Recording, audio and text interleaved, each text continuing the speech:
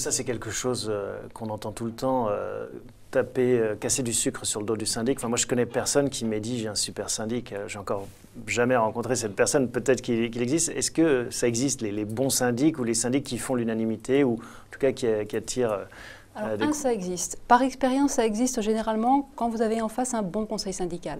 C'est-à-dire que souvent, la condition du bon syndic, c'est un conseil syndical participatif, hyper impliqué, qui représente les copropriétaires de manière intelligente. Un bon syndic, c'est aussi un syndic qui est adapté aux besoins d'une copropriété X ou Y. Vous n'avez pas du tout le même syndic pour une copropriété de 5-10 lots ou de 200-250 lots. Donc, la décision intelligente à prendre est de rechercher le syndic qui vous convient.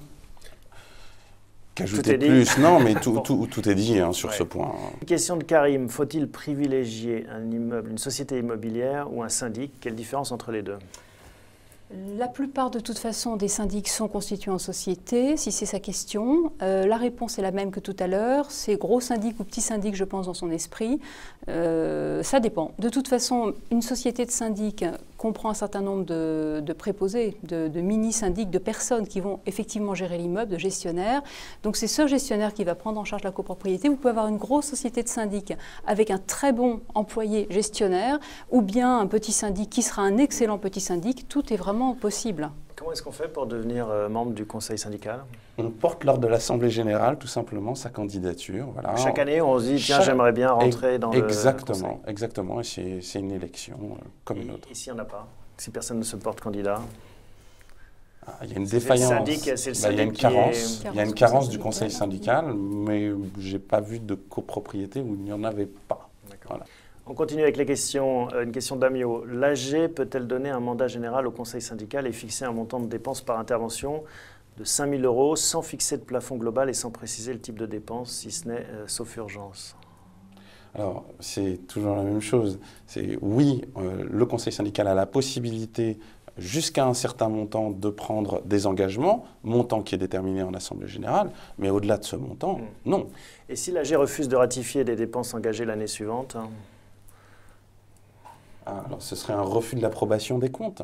Donc, si vous êtes copropriétaire, vous avez le droit de refuser l'approbation des comptes. Il y a certaines copropriétés qui, pour se prémunir ou pour mettre un peu en danger le syndic ou pour qu'il reste sur leur qui-vive en matière de rigueur économique, n'approuvent jamais les comptes. Alors ça, c'est une autre question. Est-ce qu'on peut se séparer de son syndic et dans quel cas de figure ou dans quelles conditions? Vous avez plusieurs.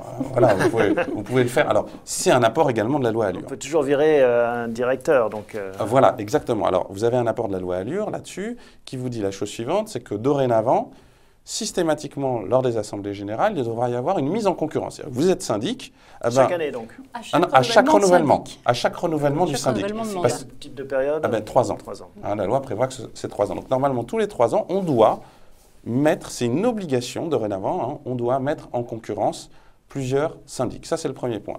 Le deuxième point, c'est vous souhaitez révoquer votre syndic. Lors d'une assemblée générale, qu'est-ce qu'on fait juste avant l'assemblée générale? On envoie une lettre recommandée avec avis de réception à son syndic, demandant de mettre à l'ordre du jour l'élection d'un ou plusieurs autres syndics. Et lors de l'assemblée générale, on révoque l'ancien syndic et on élit un des nouveaux qui sont sur la liste. Et un apport de la loi Allure, très intéressant aussi, qui veut que dès l'instant qu'on a désigné en Assemblée générale un nouveau syndic, cela vaut immédiatement révocation de l'ancien syndic. Enfin, immédiatement. Ça veut dire que dès le jour où le nouveau syndic entrera en fonction, l'ancien syndic sera révoqué.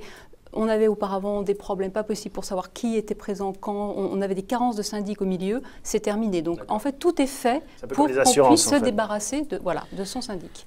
Et si je comprends bien, la philosophie de la loi Allure met les syndics sous pression un peu. Elle les oblige à plus de professionnalisme, on pourrait dire aussi. C'est pas qu'ils ne soient pas professionnels, c'est peut-être plus de transparence ou de facilité dans le fonctionnement en tout cas de reporting. Oui.